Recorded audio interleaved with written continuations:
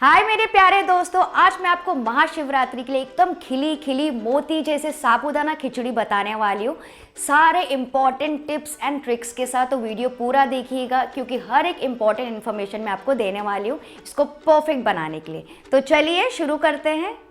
तो सबसे पहले भिगाएंगे साबूदाना, जिसके लिए बोल में मैंने लिया ये 1 कप साबूदाना, बड़ा छोटा कोई भी ले सकते हैं। और इसमें हम डाल देंगे काफ़ी सारा पानी, क्योंकि इसको हमें धोना है। तो इसको अच्छे से फ्रेंड्स 2 से 3 बार धो लीजिए नल के नीचे। जैसे इसका जितना भी सफ़ेद पानी है ना वो निकल जाए, पूरा एक्स्ट्रा स्टार्च इसका निकल जाना चाहिए। तो मैंने इसको 2 से 3 बार धो लिया नल के नीचे। ये देखिए एकदम सफ़ेद पानी पे आ गया, तो वो पानी पे मैंने फेंक दिया। और अब इसको हमें भिगाना है, जिसके लिए यहाँ पे मैं यूज़ कर रही हूँ 3/4 कप पानी, यानी कि 1 कप साबूदाना के लिए हम यूज़ कर रहे हैं 1 कप से थोड़ा कम पानी।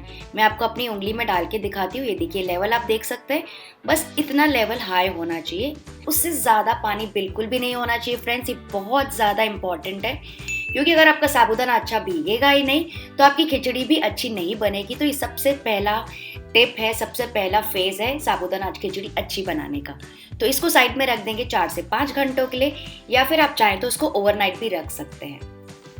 तो ये देखिए यहाँ पे मैंने 2 कप साबूदाना पहले से रात भर भिगो के रखा था। मैं नॉर्मली रात को ही भिगाती हूँ कि मुझे ज़्यादा अच्छे रिजल्ट्स मिलते हैं उसके, तो कोशिश करके ज़्यादा देर ही भिगाइएगा। ये देखिए एक एक जो दाना है ना एकदम मोती जैसे अलग अलग है, बिल्कुल पानी मेरे हाथ में नहीं आ रहा है, देख सकते हैं आप। और कैसे पता चले कि अच्छे से सोक हुआ है कि नहीं, भीगा है कि नहीं, ये देखिए मैं आपको मैश करके दिखाती हूँ। एकदम अंदर तक के मैश हो रहा है, वरना क्या होता है अंदर की जो कसर है ना वो थोड़ी सी कच्ची रह जाती है अगर आप कम देर के लिए भिगाएंगे तो। ठीक है, तो सारे क्लियर हो गए टिप्स एंड ट्रिक्स भिगाने के। तो बिल्कुल ऐसे ही आपको साबूदाना भिगाना है परफेक्ट खिचड़ी के लिए। तो यहाँ पे छोटे से ब्लेंडर में मैंने लिया है 4 से 5 रोस्टेड वाले मूंगफली। इसको थोड़ा सा दरदरा पीस लेंगे।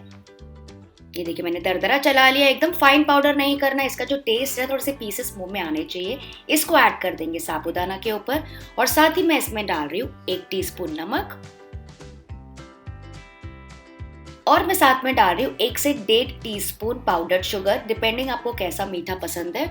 इससे क्या होगा ना, आपको जो खिचड़ी है ना बहुत अच्छी मिलेगी, एकदम फ्लेवर सारे एनहांस हो जाएंगे और बहुत मजे की बनती है। और बस अब इन तीनों चीज़ों को अच्छे से मिक्स कर लेंगे। यहाँ पे मिक्स करने का फ़ायदा क्या होता है ना, जब आप पैन में ये सारी चीज़ें डालेंगे ना, पीनट्स और साबूदाना, तो सब एक साथ सब खिचड़ी हो जाती है और अच्छे से मिक्स भी नहीं हो पाता है। तो अगर आप सूखे में पहले मिक्स कर लेंगे ना तो आपको इवन मिक्सिंग मिल जाएगी और आपका प्रोसेस और आगे कुकिंग आसान हो जाएगी। तो बस ये तीनों चीज़ें मिक्स कर लिए, बस अब पकाना स्टार्ट करेंगे। तो यहाँ पे मैंने पैन में लिया है 3 से 4 टेबल स्पून तेल। तेल जैसे ही गर्म हो जाएगा इसमें मैं डालूंगी आधा कप कच्चे वाले पीनट्स, और इसको फ्राई करेंगे 3 से 4 मिनट के लिए, या फिर जब तक कि गोल्डन ब्राउन ना हो जाए। तो फ्रेंड्स बस ये ध्यान रखिएगा कि इसको लो मीडियम फ्लेम पे फ्राई कीजिएगा, वरना क्या होता है ना पीनट्स जल्दी से लाल हो जाते हैं, डार्क हो जाते हैं और उनमें से स्मेल आने लगती है। तो बस मुझे ऐसा लग रहा है कि अच्छे से फ्राई हो गए, इनको निकाल देंगे।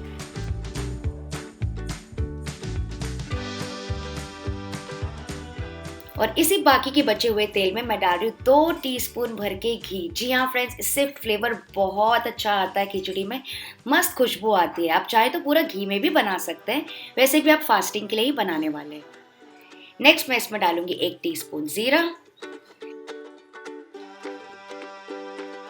1 टेबलस्पून मैंने भर के डाला है अदरक। तो यहाँ पे मैंने एकदम बारीक करके डाला है, बहुत मस्त टेस्ट आता है इसका। आप चाहे तो ग्रेट करके भी डाल सकते हैं। 2 से 3 हरी मिर्चें, या जैसा तीखा आपको पसंद है, और 10 से 12 करी पत्ते। इन सारी चीजों को फ्राई कर लेंगे।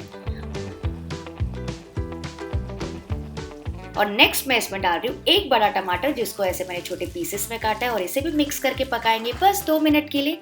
तो फ्रेंड्स इस बार मैं टमाटर वाली खिचड़ी आपको दिखा रही हूँ, बहुत अच्छी बनती है, बहुत मज़े की बनती है, टेस्टी और मॉइस्ट रहती है। क्योंकि एक्चुअली टमाटर तो फ्रूटी होता है, तो फास्ट में खाया जाता है। पर मान लीजिए अगर आप टमाटर नहीं खाते हैं तो कोई टेंशन की बात नहीं, इसे सिंपली स्किप कर दीजिए। तो टमाटर जैसे ही सॉफ्ट हो जाएंगे 2 मिनट के बाद मैं इसमें डाल दूंगी बॉईल किए हुए आलू। तो यहाँ पे मैंने 2 आलू लिए थे, जिसको मैंने बॉईल करके क्यूब्स में काटा है। और आप देख सकते होंगे फ्रेंड्स, जो आलू है ना मैंने बहुत ओवर बॉईल नहीं किए, मैंने 2 से 3 सीटी के बाद बंद कर दिया था। इनमें हल्की सी कसर बाकी है। बिल्कुल मैं ऐसे ही बॉईल करती हूँ आलू जब भी साबूदाना खिचड़ी बनाती हूँ, तो क्योंकि बहुत ज़्यादा नरम और सॉफ्ट आलू पूरे मैश हो जाते हैं, उनका मज़ा नहीं आता है। और आलू डालने के बाद भी इनको 2 मिनट पकाना है, ताकि उसमें अच्छी सी कोटिंग आ जाए घी की।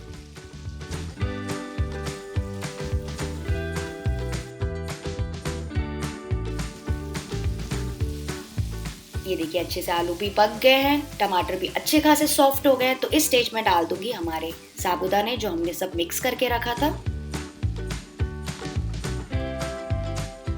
और इसको मिक्स करके पकाएंगे। अब एक और इम्पॉर्टेंट टिप आता है, वो ये है कि इसको सबसे पहले आपको हाई फ्लेम पे कुक करना है। ठीक है फ्रेंड्स, तो हाई फ्लेम पे 2 मिनट के लिए इसको टॉस करते जाइए। कुछ लोग क्या करते हैं, तुरंत डाल देते, सिम पे रख देते और ढक के रख देते। वैसा बिल्कुल भी नहीं करना है। जो भी आपने मेहनत की है ना सोकिंग की, जो खिली खिली आपकी जो साबूदाना है ना, वो पूरी खिचड़ी बन जाएगी और आपस में क्लम्पी हो जाएगी। तो पहले 2 मिनट हाई फ्लेम पे इसको टॉस कर लीजिए, और फिर जैसे जैसे आपको लगेगा ना कि साबूदाना थोड़े थोड़े ट्रांसपेरेंट होने लग रहे हैं अभी, तो बस उस स्टेज में गैस का फ्लेम लो मीडियम करना है और इसको ढक के पकाना है 4 से 5 मिनट के लिए। तो फ्रेंड्स एक्चुअली सारे टिप्स बहुत छोटे छोटे होते हैं, लेकिन बस ध्यान में रखने होते हैं। तो मैंने इसको 5 मिनट के लिए छोड़ दिया था। लिड हटा के चेक करते हैं। ये देखिए थोड़ा सा मिक्स करके मैं आपको दिखाती हूँ। सारी चीजें आपस में अच्छे से मिलजुल गई हैं और जो साबूदाना है सारे के सारे परफेक्टली ट्रांसपेरेंट हो गए हैं, देख सकते हैं आप। तो इस स्टेज में मैं इसमें एक्स्ट्रा स्पाइसनेस के लिए डाल रही हूँ थोड़ी सी पेपर पाउडर यानी कि काली मिर्च का पाउडर, और जो पहले हमने फ्राई करके रखे थे पीनट्स, और फिर मैं डाल रही हूँ मजेदार लेमन जूस और थोड़ी सी फ्रेश धनिया, और इन सारी चीजों को मिक्स करके पकाएंगे बस 1 और मिनट के लिए। और बहुत ज्यादा इसको नहीं पकाना है फ्रेंड्स। देखिए एकदम खिली खिली दिख रही है, आपको दिख रहा है, देखने से पता चल रहा होगा। और बहुत अच्छा सा कलर भी आया है क्योंकि हमने इसमें टमाटर यूज किए, तो ये काफी समय तक ये मॉइस्ट रहती है। तो बस गैस का फ्लेम ऑफ कर देंगे और इसको सर्व कर देंगे। तो सर्व करते समय भी मैं आपको दिखाती हूँ, ये देखिए हर एक दाना अलग अलग है। बनिए ना फ्रेंड्स एकदम बराबर खिचड़ी। तो अगर आपको मेरी आज की रेसिपी रियली यूजफुल लगी ना, अगर आपको फ्रेंड्स एक भी टिप अच्छा लगा, तो इस वीडियो को लाइक तो जरूर बनता है। तो बस इसको एंजॉय कीजिएगा। मैं आपसे मिलती हूँ अगले वीडियो के साथ। Bye bye.